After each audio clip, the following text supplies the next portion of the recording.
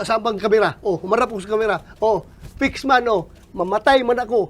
Hindi ako miyembro ng double death squad. Pumasok kayo dito, ICC. We will go to the Supreme Court. We will seek judicial relief. Kung talaga bang may jurisdiction ng ICC dito.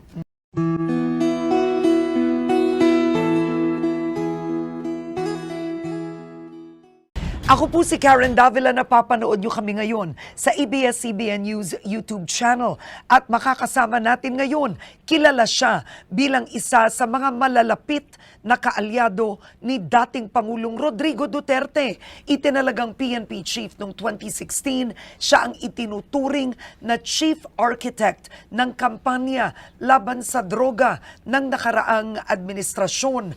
Pagkaretiro sa PNP, itinalaga siyang bureau o Director ng Bureau of Corrections bago sumabak sa politika noong 2019 kung saan nagtapos siyang panglima sa senatorial race. Kasama natin ngayon, Senator Ronald Bato de la Rosa. Senator Bato, thank you for taking our invitation. Salamat. Thank you rin for inviting me here, Karen. Alright, Salamat. tumatakbo kayo ulit sa pagkasenador, the second term. Ano ang ginawa ni Senator De La Rosa sa Senado? Nagpatawa lang ba kayo o nagtrabaho kayo? Nagtrabaho naman. Hindi man pwedeng sige lang tayo patawa. Trabaho, minsan patawa rin, pero more on trabaho. O, anong ginawa niyo, sir? Marami tayong na author at na sponsor ng mga batas. Marami tayong mga issue na naimbestigahan through our committee. Marami tayong nagawa sa tatlong committee na hinahawakan ko, dalawa bilang chairman at isa bilang vice chairman, yung aking committee na Public Order and Dangerous Drugs. Ako ang chairman na rin ako ng Marawi City Victims Rehabilitation and Compensation Special Committee. Tsaka yung Vice Chairman tayo ng Senate Committee on Defense and Security. Pero Senator, sa 29 na batas where you were an author and a co-author, ano ba sa mga yun ang nakapagbago ng buhay ng Pilipino? Isa lang, sir, magbigay ka. Kahirap, no? Sa dami nun. Ano bang pinaka-importante doon? Para sa akin, more on dito ako sa hinahawakan ko talaga na Public Order and Dangerous Drugs. Number one na nakikita ko na napakalaking impact doon is yung Bureau of Fire Modernization Bill. Alam natin, yung ating fire ay medyo hindi pa gaano ka modern. So with that bill, ay maganda ang idinulot doon para sa modernization nating Bureau of Fire. Pero kilala kayo bilang arkitekto sa drug war ni Pangulong Duterte. May nagawa ba kayo pagdating sa illegal na droga sa Senado? Meron, in the sense na may mga bill tayo na Tulad ng ano, sir? Yung pagpagawa ng mga rehabilitation center sa mga regions at saka sa provinces. Yung pag-aminda sana sa yung bagong yung Dangerous Drugs Act, kung saan may mga gusto tayong mga i-amend na mga provisions na medyo Ba't di mo nagawa yun, sir? maraming opposition, maraming nag-oppose. So, yun. Okay. Tanong ko, no, ang problema sa sitwasyon nyo, talagang kahit anong gawin nyo, kilala kayo bilang arkitekto ng drug war ni Pangulong Duterte. Nagsisisi ba kayo sa pagkaka-implement o kinalabasan ng drug war na yun?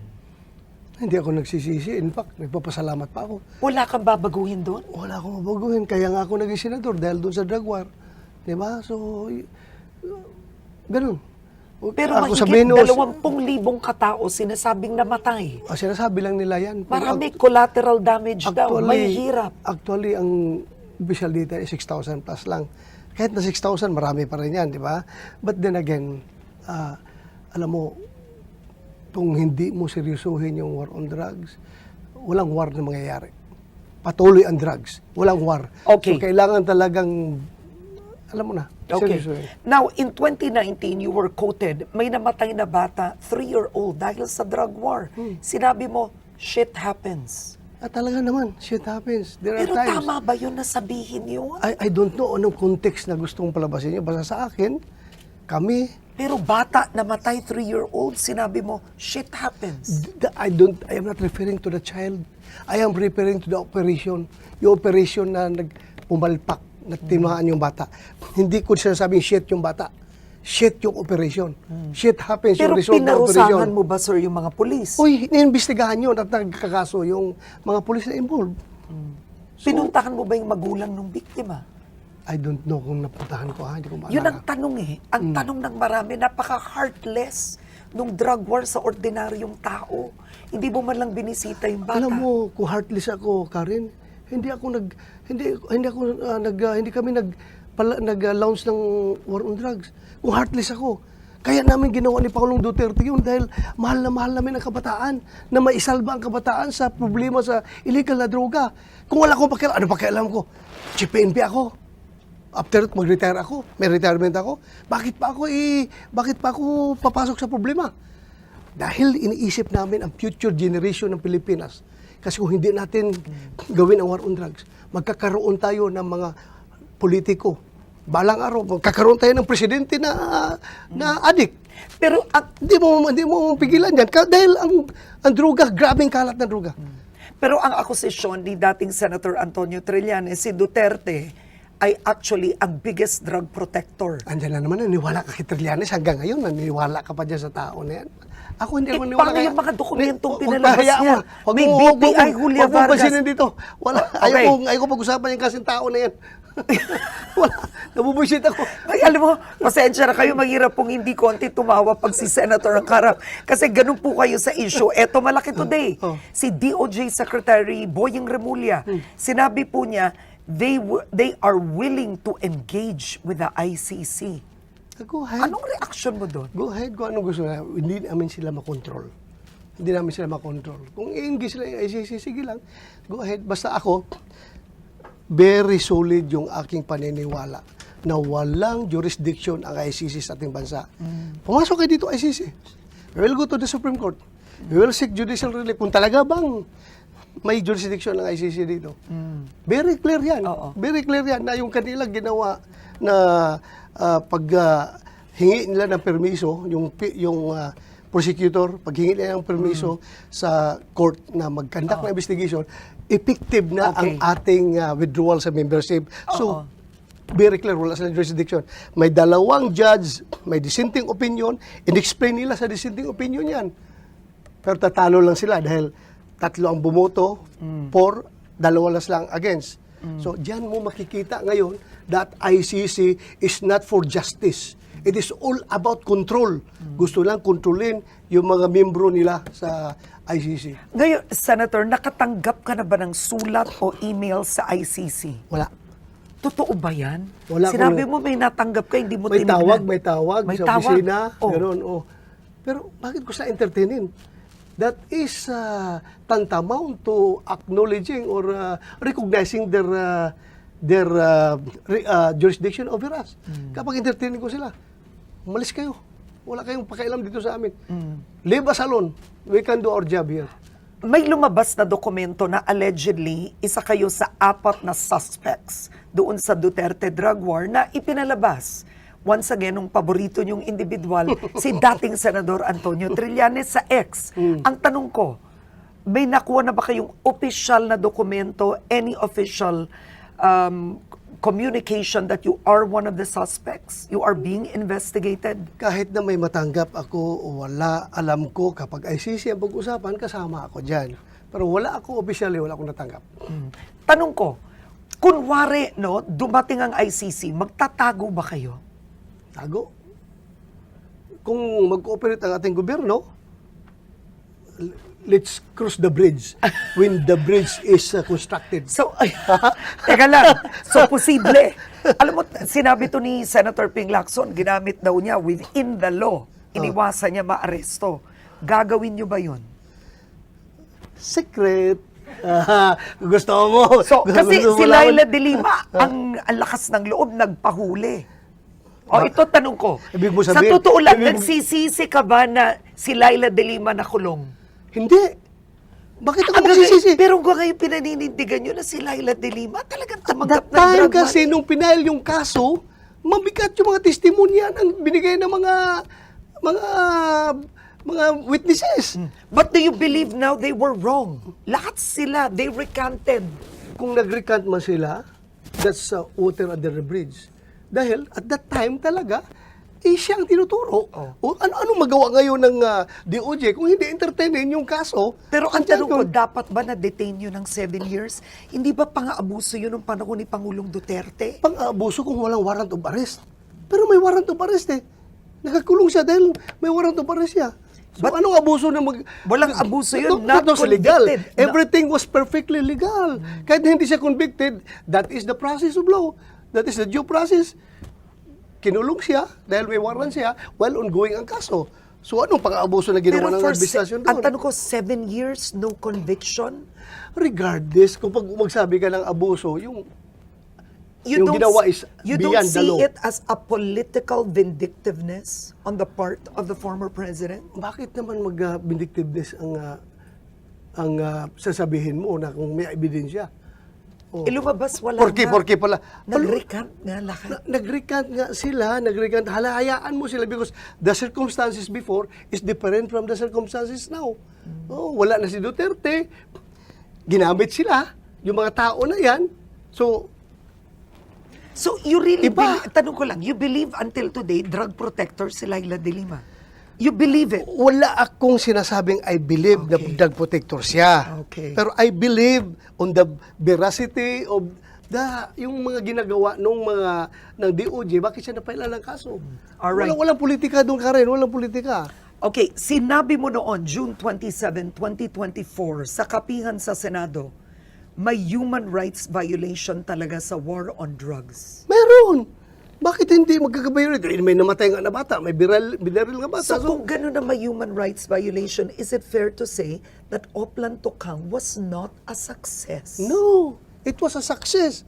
It's how you see it. Kung ikaw ay anti-war on drugs, failure. Pero kung ikaw ay pro-war on drugs, successful. Why?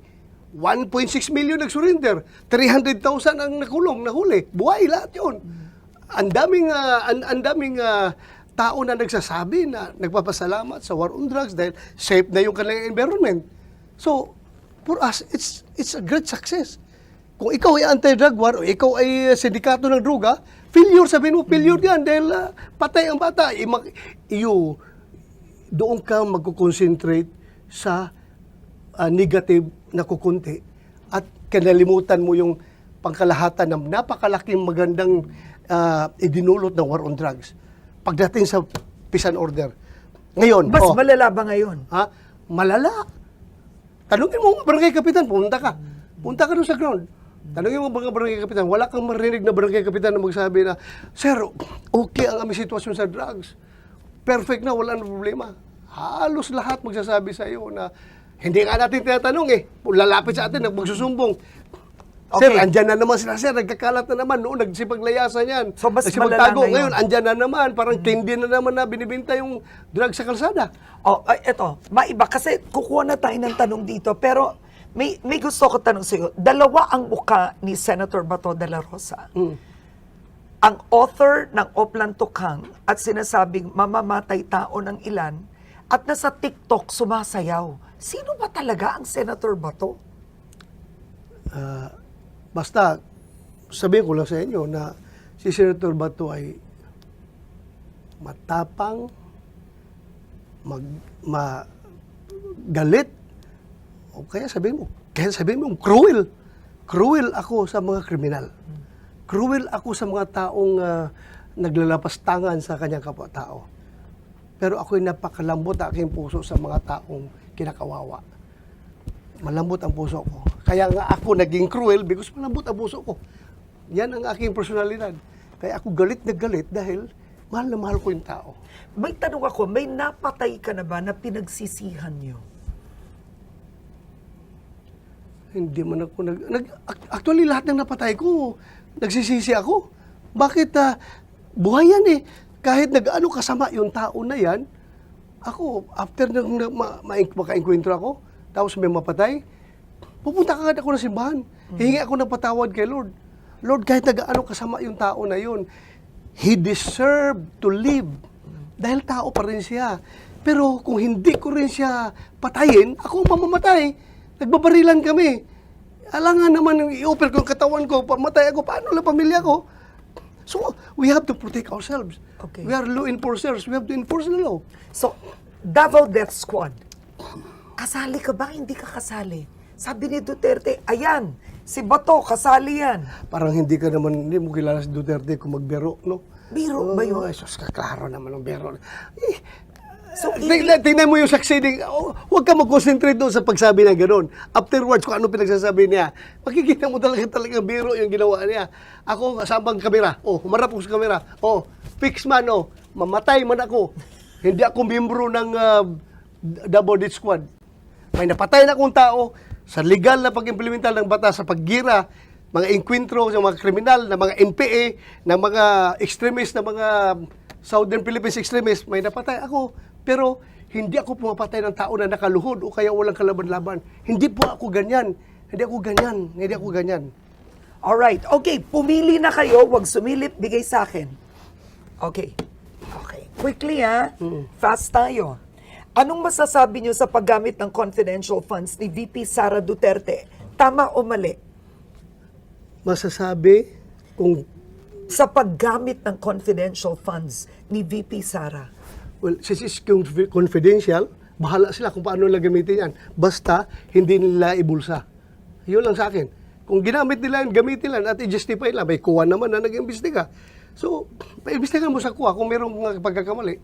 Kuha will determine everything and they will be the ones to recommend the filing of the case. Kung Oo. meron. So wala kayong nakitang maliit kay Mary Grace Piatos, yung mga pirmang pare-pareho? Bakit kasi nagpupukus? Magtanong nga kayo sa Davao kung sino yung Mary Grace Piatos.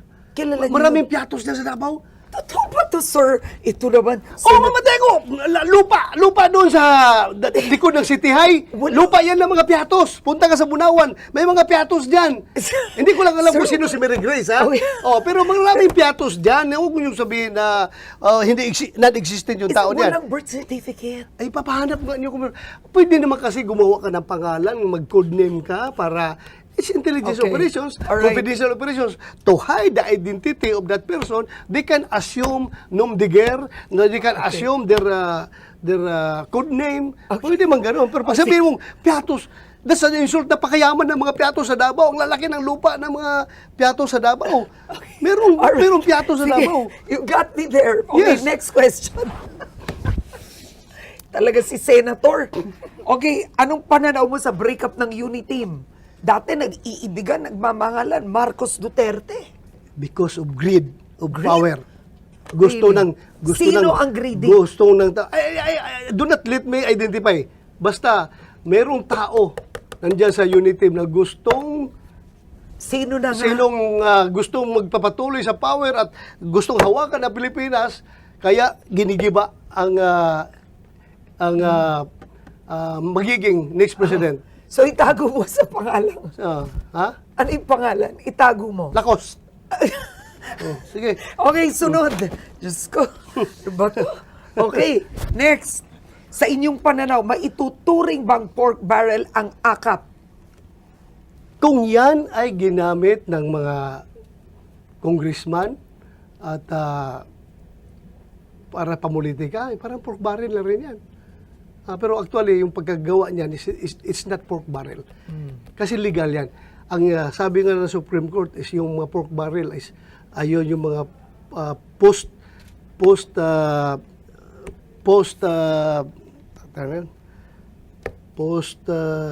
sige lang. Okay. Isipin ko ba, yung Lalabas yan. pagkatapos lumabas yung Okay. yung batas, post legislation. Yeah, PDAF kasi ang binawal ng Korte Suprema. Yun, Alright, opo. but wait. Ang tanong ko, kasi kapag nanalo kayo, meron kayong akap eh. Per senator, baka 250 million yun. Hindi ko nga tanggapin yun kung ibigay sa akin. Di mo tatanggapin. Hindi ko tanggapin dahil umayaw nga ako niyan eh. Inupos ko yan. Kasi alam ko mga gagamitin yan pamulitika ngayong eleksyon. Kaya hindi ko tatanggapin kung meron man. Bakit ko tatanggapin? Kung meron mo para sa akin, sabihan mo yung DSWD. Kayo nang bahala dyan. Ibigay nyo kung sinong dapat bigyan. Hindi ako makikialam dahil labag sa kalooban ko. Okay Dahil kayo, sir. magagamit na. Di, bagong lance ako, busog na busog ako, kaya nag-burp ako, Nag-alala ako. Okay. Next. So, hindi nyo tatanggapin. Sunod, sir. Ito, puro ganun lang ang pinili. Okay, pabor ka ba na gawing legal ang divorce? Hindi. Bakit? Ako'y, pasensya na ha, alam ko mga pro-divorce kayo ha. Bakit mo naman nasabihin? Bahala ko sinong pro-divorce niya, basta ako. Oh. I am a devout Catholic. Hindi, sa church kasi, hindi pwedeng paghihiwalayin ng tao yung pinagsama ng Panginoon. May annulment, di ba ganun din yun? Meron namang annulment. O, pwede nyo gawin yan. Pero yung divorce, ayoko. Ayaw mo. Ayoko. Okay, next. Pasensya na ha. Oh, wait, bago yan. Ah. Bumoto ka laban muna doon sa doon sa sexuality bill. Yung adolescent sexuality bill. Ngayon sa Senado. Oo. Hindi totoong may salitang, forgive me for saying it, walang salitang masturbate doon sa actual bill. Wala nga, pero kasi nandoon yung mga terms doon na international standard. At pag sinabi mo yung international standard, European standard, at punta ka sa anong mga educational program na patungkol dyan na inintroduce ng mga Europeans, di ba nandoon yan? Kaya worried ang mga parents. Eh tayo naman isa, sino bang gustong ang mga anak natin? That's a no-no sa ating kultura bilang Pilipino. Kahit na anak ko na lalaki, gusto ko siya maging sexually mature or sexually educated siya. Let him experience it for himself. Hindi ko pwedeng turuan. Hindi ko pwedeng turuan. Kaya nga maraming teenage pregnancy, they're uneducated. Depende yan. Kung ikaw, parents, pinabayaan mo yung anak mo, ayun na. Pero kung hindi ka pabaya sa anak mo, hindi siya mangyari yan. Okay. Ako, close guarding ako sa mga anak ko eh. Okay, close guarding. Sayang kulang ang oras natin, hindi po ito head start na 1 oras.